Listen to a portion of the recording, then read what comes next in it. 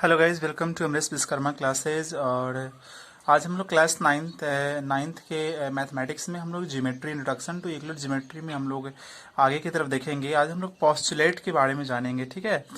तो पोस्टुलेट क्या होता है? पोस्टुलेट एक तरह का एक्सियम ही होता है। एक्सियम मतलब जिसको हम लोग प्रूफ नहीं कर सकते, बिना प्रूफ किए हुए जिसको हम लोग ट्रू मान के है ना एक्सेप्ट कर ले, उसको एक्सियम बोलते हैं।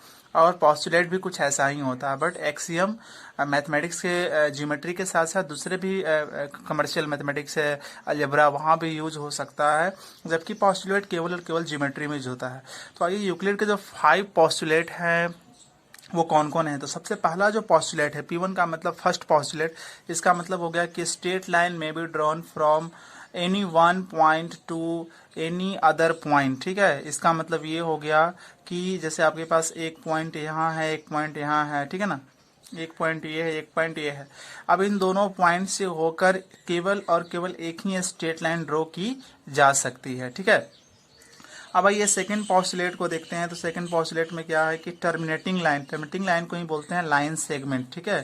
टर्मिनेटिंग लाइन सेगमेंट हमारे पास देखिए कि जैसे एक पॉइंट ये है, एक पॉइंट ये है, तो इनके बीच को जो डिस्टेंस होगी इसको बोलेंगे टर्मिनेटिंग लाइन या लाइन सेगमेंट बोलेंगे। तो इसको इधर भी इन्फिनाइट तक बढ़ा सकते हैं, इसको इधर भी इन्फिनाइट तक बढ़ा सकते हैं। ये सेकंड पोस्टुलेट हो गया। गाइज, तो हम लोग अब यूक्लिड के थर्ड पोस्टुलेट की तरफ बढ़ते हैं। जैसे आपके पास एक सेंटर है और एक रेडियस है, तो एक सेंटर और एक रेडियस से केवल और केवल एक ही सर्कल ड्रॉ हो सकता है। एक सेंटर और एक, ये सेंटर है, ये रेडियस है, तो इससे केवल और केवल एक ही सर्कल ड्रॉ होगा। ये यूक्लिड का थर्ड पोस्टुलेट है।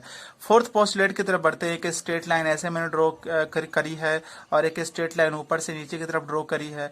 ये दोनों स्ट्रेट लाइन एक दूसरे के ऊपर परपेंडिकुलर है। परपेंडिकुलर का मतलब नॉर्मल का मतलब 90 डिग्री यहाँ बनाएगा, यहाँ बनाएगा, यहाँ बनाएगा, यहाँ बनाएगा, और सभी 90 डिग्री आपस में क्या होंगे? सेम होंगे। 90 डिग्री को राइट एंगल बोलते हैं। 90 degree equal to 1 right angle. तो यहाँ राइट एंगल जो बना, यहाँ जो बना, यहाँ जो बना, यहाँ बना, तो सभी राइट एंगल जो है आपस में क्या होंगे? इक्वल होंगे, ठीक है। तो ये फोर्थ पोस्टुलेट हुआ। अभी हम लोग यूक्लिड का जो फिफ्थ पोस्टुलेट है उसको देखते हैं। तो स्टेटमेंट काफ़ी बड़ा है। इस स्टेटमेंट को हम लोग बहुत शॉर्ट में यहाँ समझते हैं। जैसे मैंने यहाँ पर एक लाइन सेगमेंट ड्रॉ किया और यहाँ पे एक लाइन सेगमेंट यहाँ पर एक लाइन ड्रॉ करी है हमने और यहाँ पे एक लाइन ड्रॉ करी है। तो PQ एक लाइन है और RS एक लाइन है, और इन दोनों लाइन को एक थर्ड लाइन इंटरसेक्ट कर रही है। कहाँ पर? यहाँ पर और यहाँ पर, यानी कि दो लाइन हमारे पास ऑलरेडी हैं और एक थर्ड लाइन है जो इन दोनों लाइन को टू डिस्टिंक्ट अलग अलग पॉइंट पर काट रही है।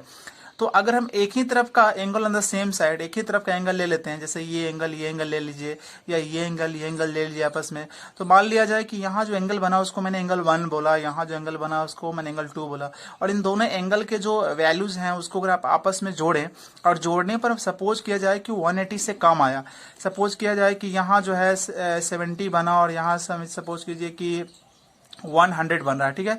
तो दोनों को ऐड करेंगे तो 170 आया, मतलब 180 से कम आया। 180 का मतलब टू राइट एंगल से कम आया, ठीक है ना, दो राइट एंगल से। तो अगर ऐसे केस में यहाँ पर जो एंगल दो राइट एंगल से कम आते हैं, तो इसका मतलब ये हुआ कि इसको जब आगे की तरफ प्रोड्यूस करेंगे, इसको, इस वाली लाइन को जब आगे की तरफ प्रोड्यूस करेंगे, तो डेफिनेटली ये दोनों लाइन कहीं ना कहीं जाकर आपस में मिले गी। तो इस तरह से हमने देखा कि यूक्लिड के 5 पोस्टुलेट इस तरह से होते हैं और हमने उसको आज कवर करे हैं, ठीक है।